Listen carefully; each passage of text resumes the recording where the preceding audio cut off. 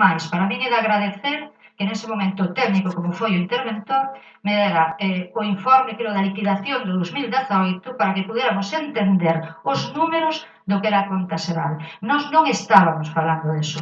Nós estamos falando de responsabilidade e estamos falando de legalidade. Claro que é importante a transparencia, pero tamén é importante a legalidade.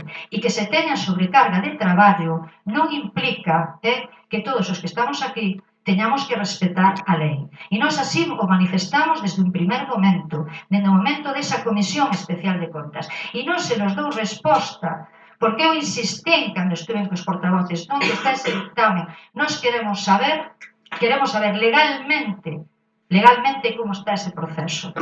Entón está claro que estamos falando de cousas distintas. Está claro que existen as irregularidades e que nós neste momento, ca documentación que temos, non podemos avalar esas irregularidades. E o que non se pode facer é esperar que a responsabilidade dos outros grupos para que non decaia o que é a conta xeral nos leve a avalar unha irresponsabilidade do goberno.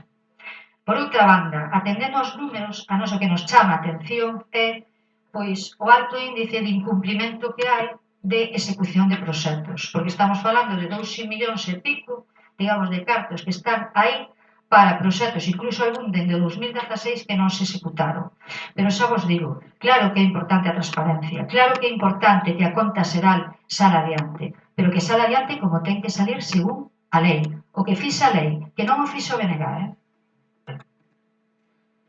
Vamos a ver, os 15 días son para a información dos membros da corporación. Se os membros da corporación aceptan que non se cumpra ese prazo, non temos absolutamente ningún problema, porque non é un período de exposición pública onde algún veciño ou algunha asociación ou algunha entidade pois poda alegar que non se incumpriu a lei e non pudo alegar. Se os que estamos aquí presentes o aceptamos, non hai maior problema. Xa se lle explicou por activa e por pasiva aquí no pleno antes e sigue insistindo. Poden impugnar a conta, poden facer o que queiran a partir de ahora se non aceptan esos 15 días. Nos entendimos que cando quedaban ali na comisión e non dixeron nada máis, simplemente fixeron mal escrito, que o daban por válido. Que non é así, evidentemente, non foi unha deducción pois errónea por nosa parte, ten toda a liberdade do mundo para impugnar. Pero problema para a sociedade, para o resto de veciños e veciños non hai ningún. Problemas para os que están aquí, pois puderon estudiar a conta xeral desde ese día hasta o día de hoxe. Creo que sobraba tempo. Entonces, é todo o problema que queran ver vostedes e todo o que queran levar a cabo as accións que lhe parezcan oportunas. Sí. Todo o que manifestamos de que non había dictamen pode constar en acta, non do pleno? Que conste en acta. Todo consta en acta. Ten hablado, por favor, se lle decir algo máis. Para o Partido Popular? Non. Entón, procedemos a votación. Votos a favor? Votos en contra? Abstencións? 5 abstencións, 2 votos en contra e 6 votos a favor. Ben, pasamos ao punto seguinte, que é a aprobación da modificación dos estatutos de entidade urbanística de conservación do polígono Tomada. Ben, este é un punto que traemos aquí, que se fixo necesario, isto vou explicar o que a señora secretario, pero agora o Concello tutela a entidade de conservación do polígono e calquera modificación dos estatutos que faga a propia entidade pois debe pasar por pleno, ainda que a propia entidade que funciona por si mesma autónoma e propón os cambios que decide, etc.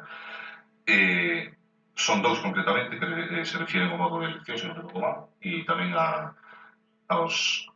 incluir os servicios sociais dentro dos seus fins e objetivos. E que, por lo tanto, como sabemos que se vai estar construída ali unha gardería, pois necesitamos facer ese cambio e nada, pois o traemos hoxe para que se poda aprobar en pleno. Ten a palabra por todo o BNG. Partido Popular. Ben, pois votos por agora nada máis. Votos a favor. Aprobase por unanimidade. E o punto número 4 da orden do día, por cuarta vez vamos a retirarlo da orden do día. Por cuarta vez? O sea, que non debatimos, por cuarta vez se retira? Sí. Home, esta é a primeira vez que se fai por iniciativa do goberno. Parabéns. E o facemos porque hai que cumprir os plazos de exposición pública que non permitirían que entrara en vigor, porque o ano acaba mañán e é moi posible. Terá que ir no pleno ordinario de xaneiro. Bos días e moitas gracias.